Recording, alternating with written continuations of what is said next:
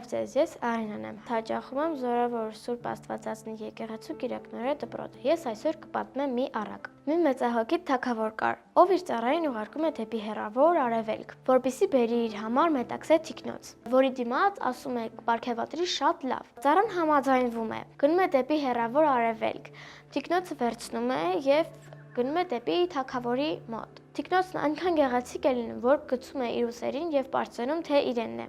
Ճանապարհին մի հյուրատան մոտ մի մեծահարուստ մարդ մոտենում է իրեն եւ առաջարկում, որ թիկնոցը վաճառի իրեն, որի դիմաց կստանա մեծ գումար։ Ծառան համաձայնվում է, վերցնում գումարը եւ տալիս թիկնոցը։ Նա գնում է, վատնում է գումարը, զվարճանում, որից հետո գնում թագավորի մոտ։ Թագավորը խնդրում է թիկնոցը, բայց թիկնոցը չկա։ Ծառան ասում է, որ ավազակներ եկել եւ թալանել են իրեն, եւ թիկնոցը նույնպես վերցրել են, եւ հիմա պահանջում է գումարը։ Թագավորը ասում է, որ այդ թիկնոցը ունի շատ մեծ նշանակություն։ Հենց թիկնոցն էր պարգևատրությունը, որ իր մահից հետո